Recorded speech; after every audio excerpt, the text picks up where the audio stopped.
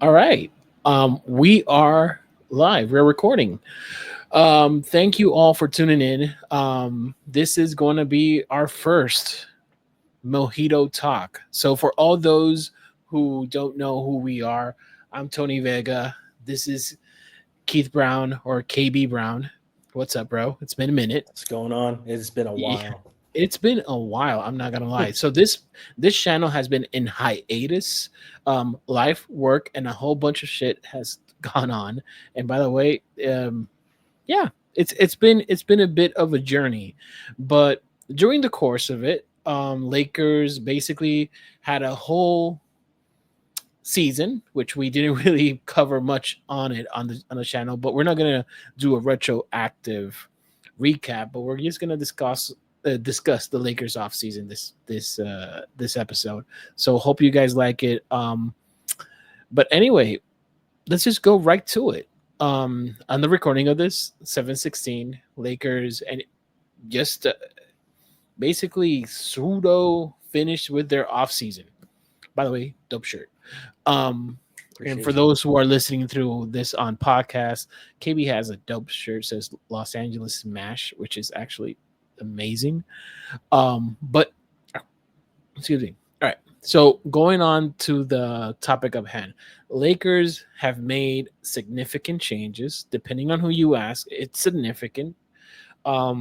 We turned the center rotation and added Aiden.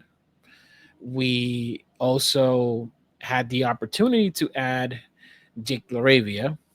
We lost Dorian Finney-Smith. We lost Markeith Morris and Alex Lynn. All those Alex Lynn fans, I apologize. It's sad, but It's cruel, bro. it's cruel, yeah. But in general, I kind of have it as a net positive. Lakers added those, but we can't really talk the Lakers offseason without talking about kind of like the Western Conference. OKC hasn't really done much. They basically get Topic back. Hmm. He kind of looks good on summer league. Uh, Houston added DFS and added KD and Capella. Pretty big. That's big. Um, Denver traded Michael Porter Jr. for Cam Johnson. Got Bruce Brown and I think Tim Hardaway Jr. So Tim Hardaway to Jr. a Yep. certain point, you could say Lakers have made changes, and so have our competitors. And when the recording of this, we also have the Clippers getting Bradley Beal Yep. and Just getting happened today. Yeah. that happened today. So this offseason slash free agency has been actually pretty eventful in terms of teams improving, Hmm. especially in the Western Conference Finals. I mean, Western Conference Final, Western Conference. But what do you think, KB? Where do you think we rank? How do you feel about this offseason for the Lakers? Well, the most important part for myself was definitely having the Lakers get a center. So, I think we were all dreading like when is, are we going to get DeAndre Ayton if he, gets Yeah. waived and gets released? Does he even want to come to the Lakers? I remember there were rumors he was going to go to the Bucks before he was going to go to Hmm. us. All these other teams. So the Lakers did what they need to do, in my opinion, for first and foremost. We got a center, a legit starting center, and then we ended up signing Jackson Hayes back as a backup center, which I thought was pretty good. We also got Jake Laravia, which is kind of like a trade off from letting DFS go.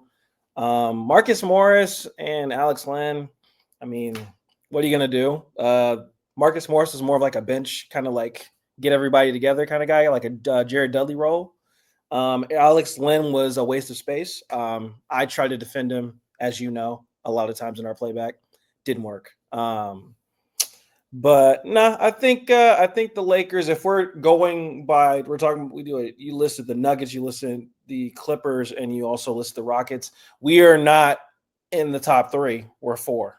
If we're to rank, we're four because we have a lot more moves that need to be done. And I don't think we're done yet. But how I'm feeling right now, I feel pretty good because we got the most important position, in my opinion, already squared away which was the center position. So definitely glad to have DeAndre Ayton, even though there might be some character issues that he's had in the past teams he's been to. I think he'll be fine with LeBron and Luka. You can't really mess up that type of opportunity. So, Oh yeah, I agree with you. We're not in the we're not in that tier, I could say, of OKC, Houston, Denver, and we'll probably dive into a little bit of that. But going to you kind of brought up a good one in your topic is the what's it called? Like we need more. yeah. Like I'm trying to understand. Let's dive into that. Like, Okay. what do the Lakers need at this stage? Like they have. So if we're looking at their team currently, they have Jackson Hayes as a backup. Kleber is technically, you could say, a backup center. So that center rotation, even though it's improved drastically with having Aiden, isn't what you would call better in conference term. Like for instance, Yeah. let's take the Clippers for example. They have Zubac, which, depending on which Laker fan you ask, Zubac is below or above Aiden. In my opinion, it's obvious that Zubac is right now. I could clearly say that Zubac's better than Aiden. We have not Yeah. seen Aiden with Luca, so there's still that possibility that he could be Right. better. But the defense that Zubac provides is it's just leaps and bounds better at this Yeah. stage. Um, my understanding of it though, they got Lopez. Man. What do we have? A Yeah. Hayes, a Yeah. Kleber. So that even though we improved that from last year as our like that's the bar. Like Hayes was our center. We Mhm. improved it to Aiden, which respectable. Like we were like you were saying, we were looking at an offseason where Capella was gonna be our center. Or Brooke Lopez was gonna be our starting center, or Right. who was the other one, like Goga Bitadze. And by the way, I'm not this is not a shade to Goga. I'm a Mhm. fan. I would love him to get that type of opportunity, but it's like levels of like, hey, we've seen what Aiden is. It's Mhm. an upgrade, and Yes. for the price point, it's a deal. It's a win for the Lakers' perspective. It's a win, but when you look at the conference, like let's say for instance Denver, they got Jokic, which again number one center in the league, and you can say number one player in the league. Yes. But now his backup is not DeAndre Jordan; it's Jonas Valanciunas, if everything works out, which seems to be the Yeah. case. Something's going on with this contract, and then we don't even know if he's going to be available. So. Exactly. So it's kind of, but Mhm. in a sense, you look also like OKC. They have Shet, they have Hardenstein. So Right. Houston, they got Capella, they got Mhm. Adams, and they got Sengun. Yep. So I'm just looking in terms of our center group, and it's like, even though it's improved, there's concerns. Do you agree with that? Yeah, there's some concerns for sure. I mean, because you just named all of those centers for all those different teams. For the Lakers, as far as I know, we have Aiden, we have Hayes, and if we're gonna get Koloko and use him because he's been in the G League just playing his butt off or just sitting on the bench, that's going to be behind Hayes. So you lose Aiden, you have Hayes. You lose Hayes, you have Koloko. So it's kind of it's very tricky. So if we're gonna go after another center, you might as well get that done as soon as you can. Um, but if you don't, I mean, it's going to be tough sledding. I know that. Yeah, I mean, I don't think we can rely on Trey Jameson as a center for the season. I Oh my mean, god. as a break glass emergency Yeah. situation that you don't have a choice, but Yeah. it's not he's not NBA caliber center or any type of contender status where it's like you add him and it improves. So Right. going to that, like that's a concern. The other concern that we have is we lost Dorian Finney-Smith, and I think that's been widely, depending on the, how can I say this? Depending on who you ask, it's viewed like we lost the defense. We lost a true 3-and-D guy, a guy that can defend, that can shoot threes. Luca's guy, veteran presence, etc., etc. Yep. Like he transformed uh, the defense that the Lakers had. I'm of the opinion, honestly, that I think even if it's the injury, like there's a concern, like okay, he just had surgery. He's older. Mm-hmm. He's more of a bench guy than a starter, Mm-hmm. and his defense has been gradually. He can guard up. He can guard ones or twos. He Mm-hmm. can guard bigger threes, fours, and mainly fours and five. Right. So to a certain point, I kind of feel like we're over exaggerating his impact, but he Mm-hmm. does provide an impact. And then people who don't know who Jake Laravia is, who's the other signing that we had, Jake is like I'm high on Jake. I like that I'm high on Jake. Yep. But it's this thing where it's like I don't. It's mostly unproven player at this Yeah. stage, Mm-hmm. at this juncture. Like I believe in him, but it's Yep. like he has to now show that he can be a true 3-and-D threat, that he can guard on the perimeter and also bigger, and that he doesn't do this thing where his defense isn't predicated on. I don't know if you've seen him play defense. Like he does a lot of hacking. He does a lot bit of Oh, and I've and, and, seen and I don't mean like hacking like in a bad way. It's just like like like you remember like Cam Reddish when he used to gamble way too on, much. Yes. and Yeah. I think look, Jake can do better, and I think he will. I think he honestly will, and I'm positive on him. But to a certain point, we lost the proven player, and now we have a younger prospect who's now has to prove himself. Yeah. So, what do you think about that? Is he addition to what we lost to DFS like a positive net Mm. addition, or is he a negative? I think he's a positive. Like you were saying, unproven, untapped potential. I think he's going to have more of a more important role than he did when he was with the Grizzlies, with the Lakers. Again, it's with the Lakers, so you're going to be under the spotlight, so it's going to be a lot more pressure to perform, hit your shots, defend, rebound, crucial moments of the game. Um, for me, Jake LaRavia, because I've been watching him since college when he played for Georgia Tech. I don't like Georgia Tech. I'm a UNC fan. But just in watching his overall game, he has gotten a lot better when it comes to like just decision making a little bit. When it comes to playing for the Lakers, when you're playing with LeBron and Luca, if you don't know what you're doing, it's get the hell off the floor. You already know how JJ is. Don't connect, got kicked off, got benched for not knowing a play that was Yep. specifically for him. Yep. So my biggest thing is one, it's untapped potential. Two, it's is he going to be able to handle the mental pressure that's going to take to play with the Lakers, with LeBron, with Luca, with Aiden. Aiden's been there, done that. He's actually been to the finals, but he's never been with playmakers like LeBron and Luca. So my biggest Right. thing is with Jake Laravia, excuse me. I think he'll be fine, but it's more of will he take it one step at a time? Is he cool and collected like Austin Reeves is? Like my biggest questions is going to be how is he going to handle opening night? Is he going to make his shots? Is he going to struggle in the preseason? Is he going to put his head down when he's missing all his shots?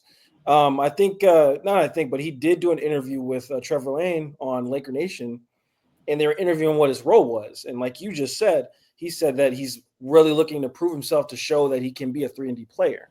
Now, for us, we've seen him more do one-on-one. We've seen him more get the pass and hit the shot, but he's never done a defensive. He's never been a defensive stopper. So that's my thing. And with your analytics, Tony, you He's probably got been a more deeper breakdown. But yeah, I think he's been more of a helper from what I've seen, yeah, from what the data has indicated, and also like from just watching him in film. Like he does well. Like he does pretty damn good with bigger um forwards, centers. Like he can handle himself. My only concern about him is being on the perimeter more consistently. Like mm-hmm. there's a level of blow by that he does, like, and when I say blow by is like the level of resistance that he offers to the perimeter players. Sometimes he just let them. He kind of looks like he's letting them by. That was Mm, prevalent, like in Memphis. That was prevalent, like in his earlier career. He's mhm, gotten way better at that, but at the same time, it's concerning because again, this is a guy that when I was looking at him for the Lakers to really get him, it was more. And when I say that, I was this was like May. I was just looking at the league and I'm like, this dude actually could fit what we need. My only concern is like, can he scale up? mhm, Like his 3-point shots, though his percentage is high, mhm. his volume is very low. Like I think it's like one or two shot attempts. Like if he scales up to 3 or 4, does that percentage of 40% still correlates? Right. Does him getting more reps as a defender, can he hang better than Rui? Yeah. Because to a certain point, I see Jake more of a potential Rui replacement than I do Mhm. see him a DFS replacement, and that's weird to say. Right. That for me, that's weird to say because if I look at the Lakers in general, like right now they're built out. Let's say if Kleber does become that third or second center, he slots better at the DFS role that they wanted to guard Then like to yeah. to guard bigger than Jake. And Jake Mhm, fits that Rui like mold mhm. than DFS, in my opinion. Yeah. I know there's people that said that there's comparisons to DK or like he's the DK replacement. The fun fact is he's actually younger than DK. He Like is that's 23. insane. That's insane to say. So Mhm. I, I I think there's upside to his game. There's upside to his like he does a little bit of playmaking. There's a lot of what he does that I truly like. I think Jovan has had a breakdown. I think there's a lot of people on YouTube that's done breakdowns. I'm not gonna break down every single element, but I do think that he is a net positive, or Mhm. even at worst, he's a net neutral from DFS. So like Yeah. even at worst, like let's say it's just um uh what's it called, like a lateral move, like yeah, it's Mhm. let's just the worst case scenario, it's a lateral move. The real topic that the Lakers, the real conversation here that the people don't really want to talk about too much is like what is like what's the fate of Kleber, what's the fate of Rui, what's the This is fate of true. Gabe?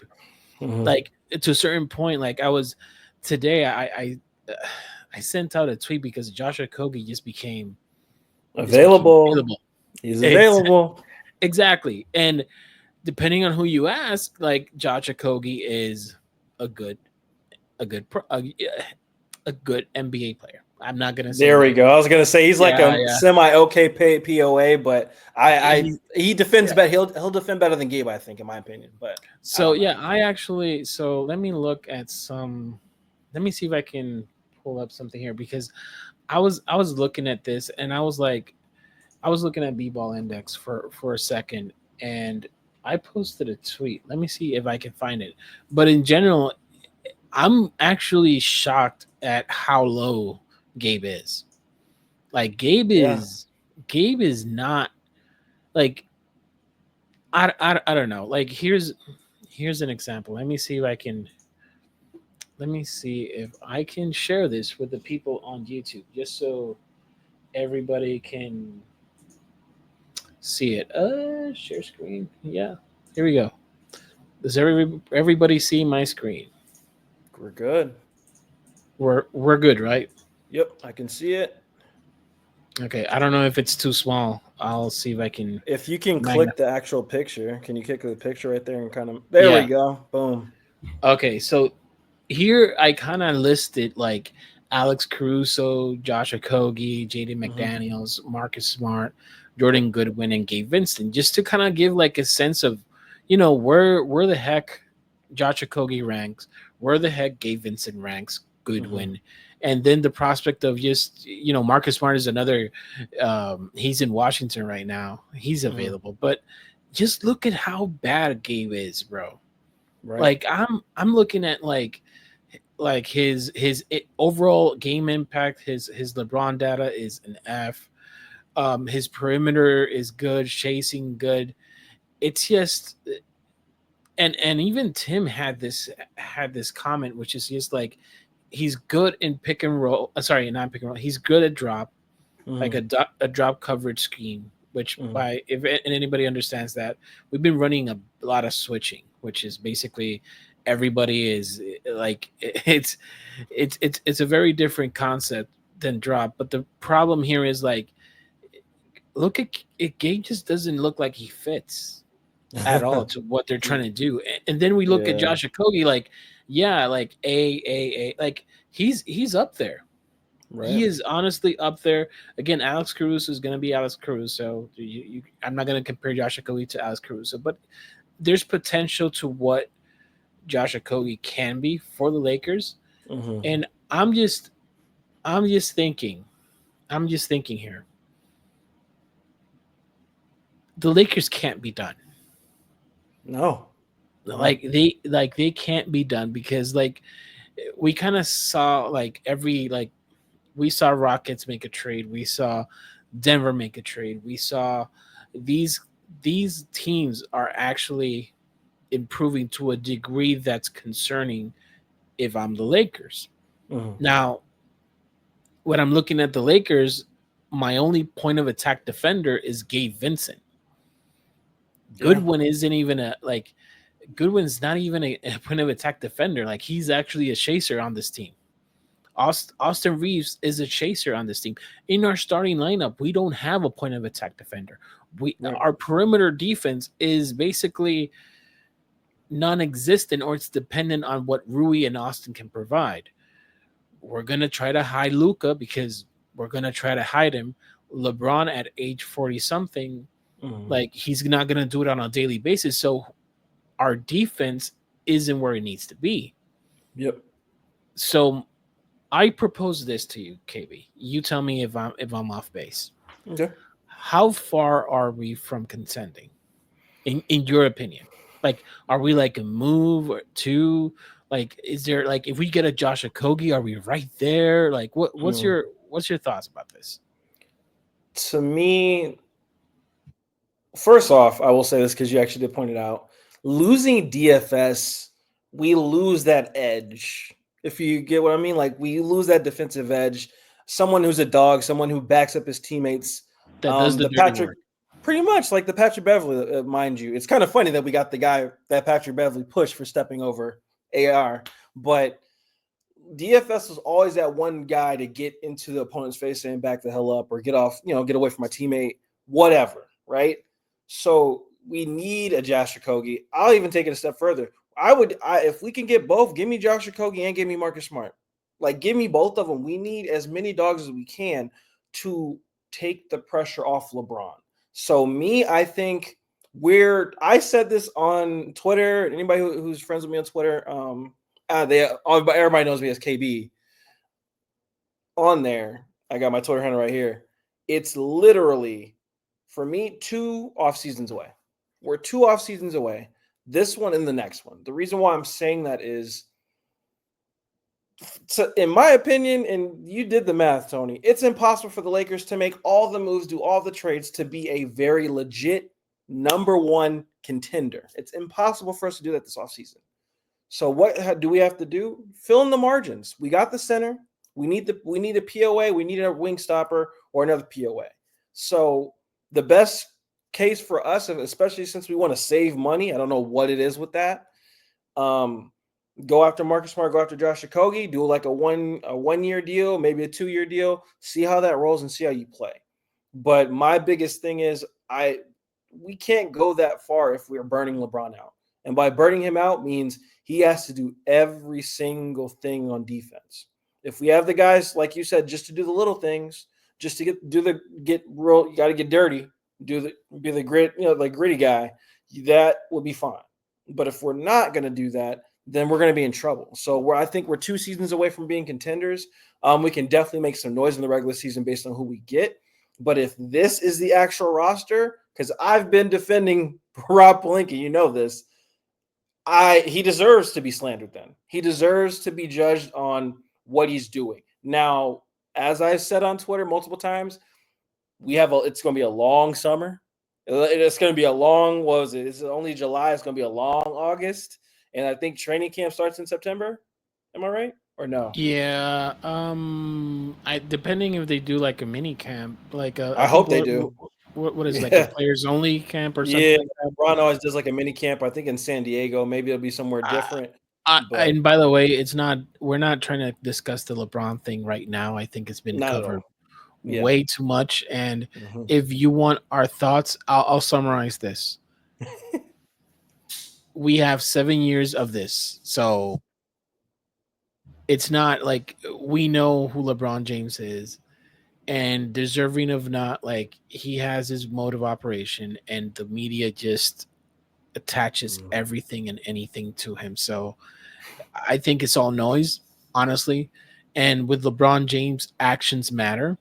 Mm-hmm. And when actions are done, he will let you know. Like that's the reality. Like I think the passive aggressiveness or whatever, it's more of the media thing. So that's my thoughts and my final thoughts. I don't think I'm going to discuss that more. But I agree with you. I do think LeBron,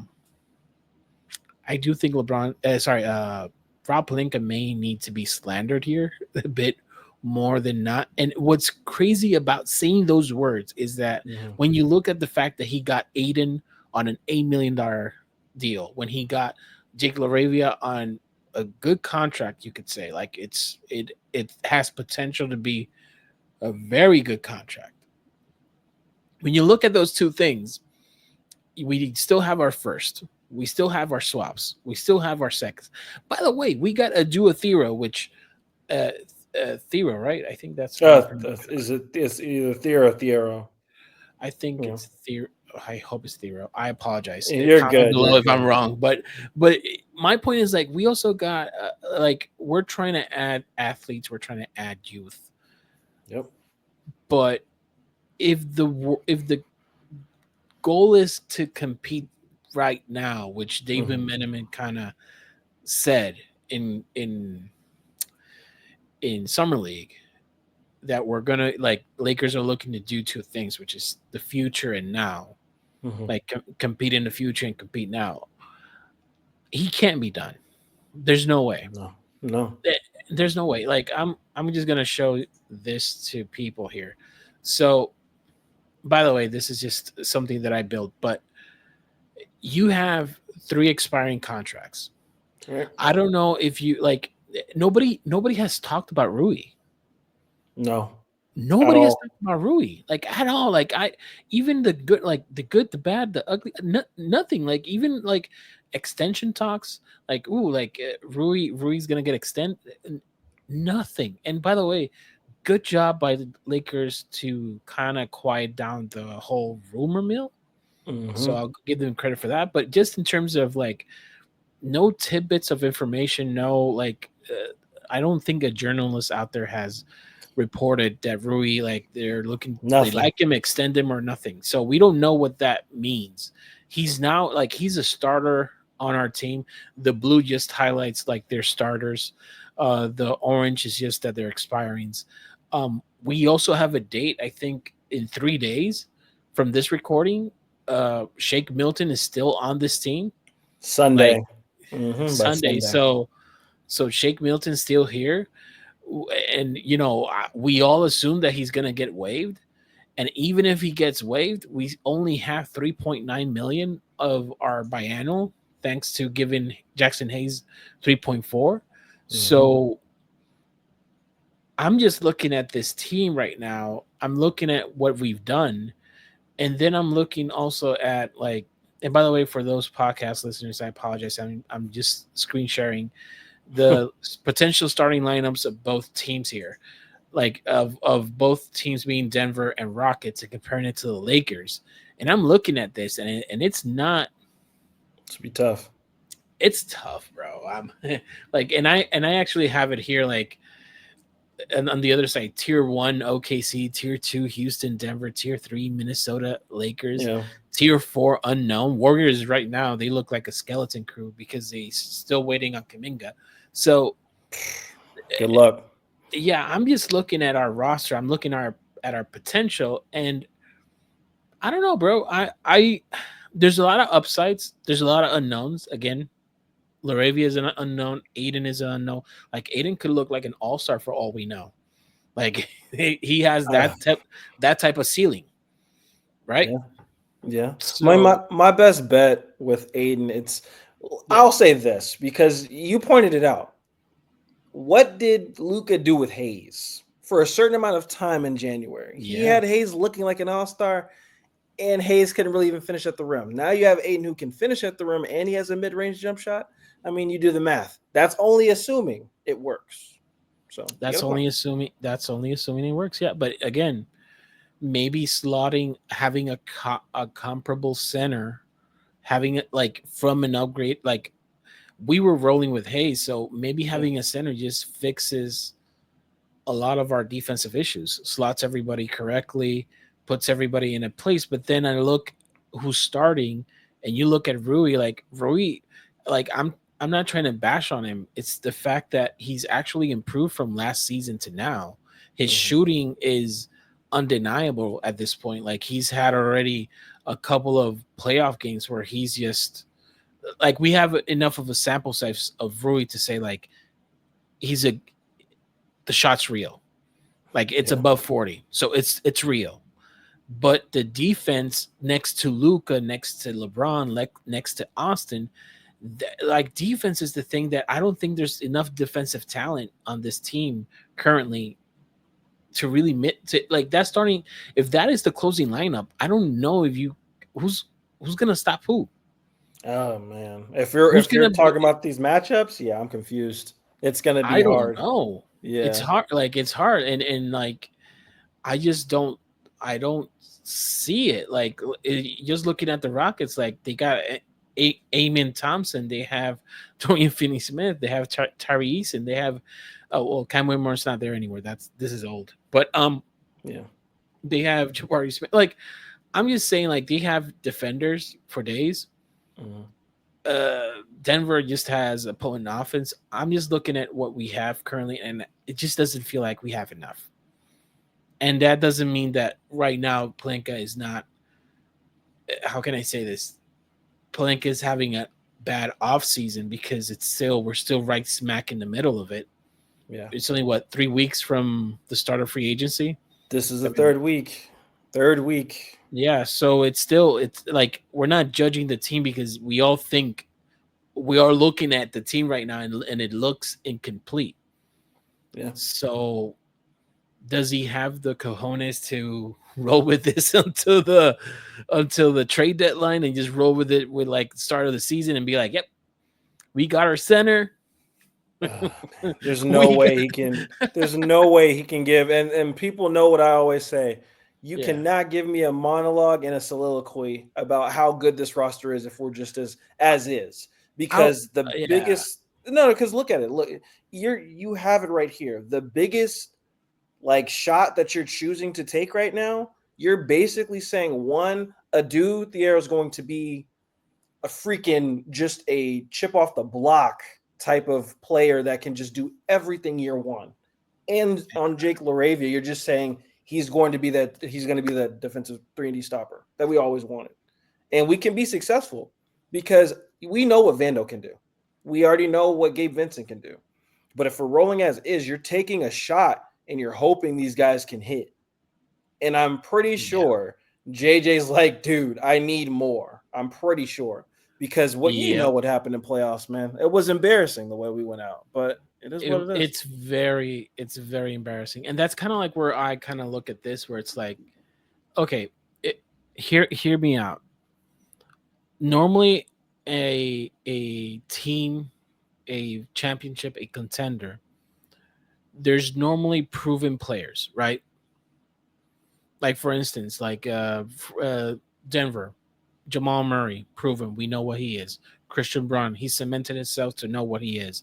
Aaron Gordon, he knows what he is. Jokic, Cam Johnson. That starting five, they know who they are personally. With our starting five, I know who everybody is, but it's gonna be the first time seeing it. So we're gonna give them the benefit at the grace to Mm-hmm. see how that looks, which could be amazing. It could be problematic. We have no idea, but on paper, it could be really, really, really like it could be a great offense for all Yeah. we know. Like this could be elite level offense. It could. Again, if everybody's slotted correctly, it could. Defensively, it's a shit show. My problem is like looking at that bench. I know. The bench is where my concern is because Gabe Vincent, we know who he is. We haven't seen Miami Gabe Vincent. I don't think he's there yet, or I don't think he fits with what we're doing. Laravia is unproven. Vando can't stay on the floor because of his offense. Thiero is unproven. Kleber, we don't know what Kleber we have because he's been injured. Right. He's looking like he's getting back into shape, but we don't know what he is. Goodwin, again, we don't know what he is in terms of like, is he a finished product? Is he just a gay replacement? Yeah. I'm just looking at the list, bro, and it's then Jackson Hayes, like, yeah, backup center, cool, but I don't know. In general, this doesn't look like a team that's ready to compete. That's my feeling. And by the way, I am saying that with the hope that they make a move. Yep. What that move is, who they were going to target, what they're going to target, I have no idea because Wiggins seems to be off the table because of cost. Uh, Dan Wilkie kind of said that. So He put it to bed from he his put it, words. yeah, his words. I put it to bed, but no shade. It's just funny how it was worded. I don't know, bro. I'm trying to take the positive route here. It's Same. too easy. It's too easy to look at the negative. Like the offseason is still going. Lakers still have their assets. They know like Luca needs to sign a contract, needs to sign an extension. Yep. I don't think he's in a mood, you could say. And by the way, I'm just looking at the grand scheme of things, right? Like I'm just looking Mhm. at how he was treated, how he is like how he's looking in the off season. He looks amazing. I do think that excuse me. I do think that they're just going to make a trade just to be just to have Luca sign that contract, just to be happy. Because I don't think you see this roster and you're like, I'm happy with it. They need a Yeah. point of attack defender in that lineup. They need Hmm. somebody, they need athletes. They need something. And by the way, they got athletes, but I think they need more. Yep. That's where I'm at right now. And when I say that is to get to the tier needed to be a chip team. So I don't know. Let's see what happens. The 20th is right around the corner. They have to waive Gabe Vincent. Sorry, not Gabe Vincent. Shake Shake Milton. Milton. Hmm. Hopefully, they don't need to waive him and they package him in a trade. So that's also the idea here. So I don't know. There's still hope. Like it's not. I don't know if anybody here is looking at Twitter or they're looking at some of certain podcasts out there, and I'm not trying to throw shade. It's just the temperature of the room. Everybody is a little on edge because they know, this isn't a contender, but this isn't a bad team either. And in generality, like in the general aspect, Rob Pelinka has um has improved the team. Yeah. Yeah. Now he job's not finished. So There we go. Perfect words to yeah, use. Because it's not and even there just is a little bit, man. It's not even just a little bit. It's more or less just because a lot of fans are like, this is it. They're looking, the thing that a lot of other fans, especially Laker fans, do is, okay, what's this team doing? Oh, they just signed somebody. Oh man, we're not signing nobody. That team signed. Oh man, it's over. That Rob Pelinka, you suck. Like the type of my biggest thing is I'm not going to tell a fan how to fan, but do I see it as a little bit of, or more so a lot of overreactions? Yes, because we're on the outside looking in, and fans. Sorry to cut it to you, or just give you guys the actual raw, honest truth. We're fans. We can't do anything besides wait. It sucks to have to wait, but it is what it is.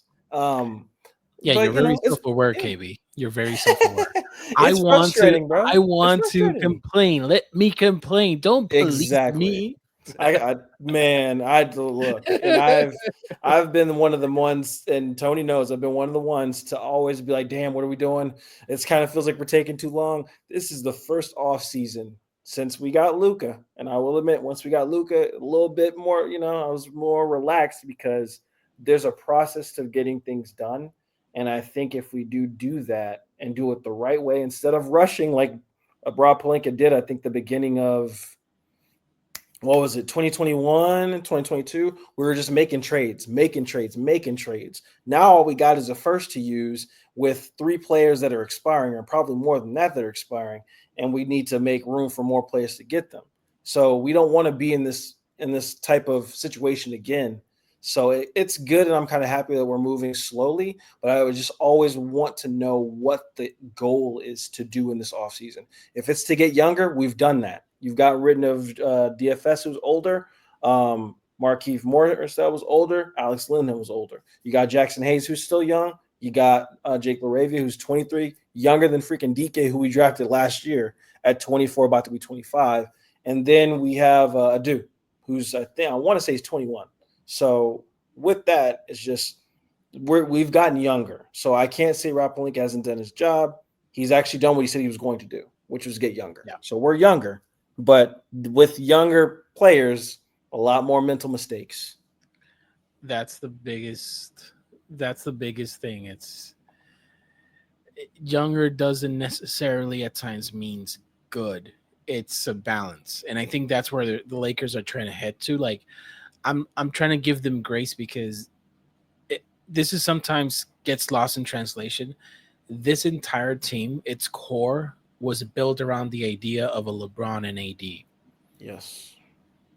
It's going like it was always going to take more than one cycle to correct and start building this truly with the nucleus of Luca being the center point. So that may involve saying Rui is a Luca guy, maybe not.